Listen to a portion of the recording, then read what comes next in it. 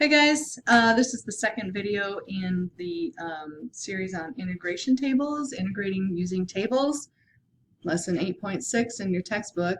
Um, in that last example or the last video, you could see that like if you use the integration table, it can make the integration process a lot simpler. However, there is still a great deal of thought and insight that is often required in order to use the tables, and usually or oftentimes it will require some sort of substitution.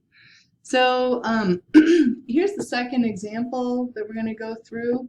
And what I want you guys to do right now is I want you to look in the table, see if you can find something that matches this type of format. And again, you'll see that it's not always immediately apparent. So go ahead and pause the video and look at your integration tables and see if you can find something that matches. So the formula that's going to work for us is formula number 26 that says if you have an integral and that looks like this, the square root of u squared minus a squared du, it integrates into this right here, 1/2 times u times the square root of u squared minus a squared ln of the absolute value of u plus the square root of u squared minus a squared. Deriving that is not very easy, so you just look it up, and you have to recognize though that this form is going to work for us, but we have to use a little bit of substitution. So if you so let's go through this, and it's going to take some practice before you can really get, oh, hold on one second. All right, if you let u equal x squared, then du is 2x dx. And so we have this x right here. I'm going to bring it over next to my dx, and I'm going to need to add a 2 in there because I need 2x, and so I'm going to have to divide by 1/2. So the other substitution here is the value of a would be, well, a squared would be 9, so a would equal 3. So then let's substitute this in place of this right here. So we have, okay, well I'm just going to rewrite this real quick here. We have the square root of, instead of x to the 4th, I'm going to write x squared squared, so my u is that x squared, minus 3 squared, and I'm putting the x over here, x dx, and again we need to put a 2 in here, which means we need a 1/2 out front. Okay, now putting in our substitution, we're going to sub in place of this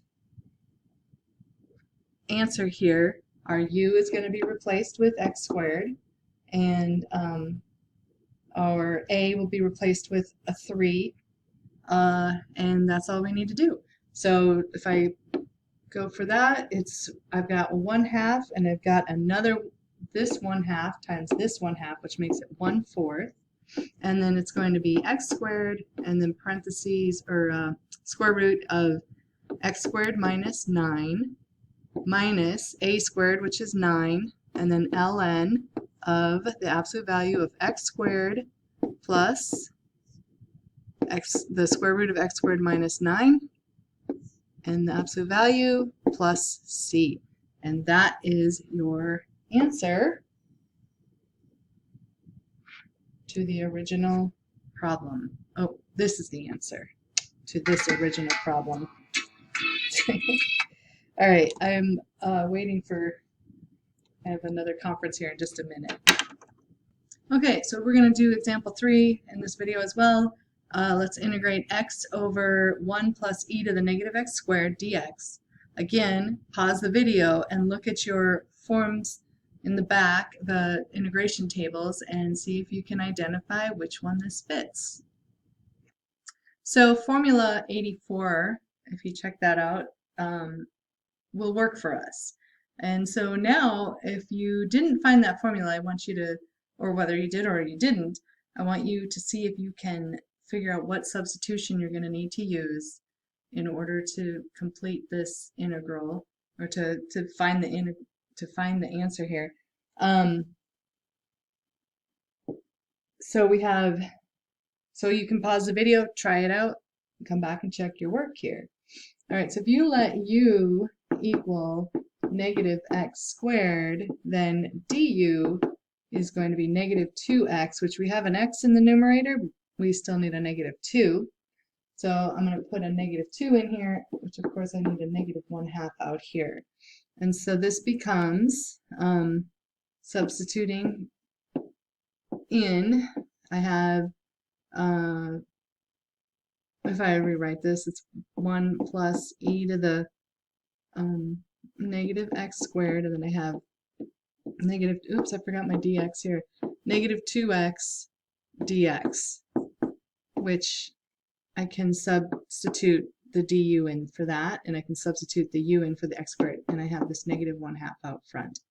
All right, and so now, if I put in my u substitution, I get 1 over 1 plus e to the u, and then all of this is du, and that matches this exactly. So my integral is u minus ln of 1 plus e to the u. Think about why you don't need absolute value bars around that. And the reason is because 1 plus e to the u will always be positive no matter what. And now I'm going to sub back in my my values of u in terms of x back in here. Oops, I already integrated.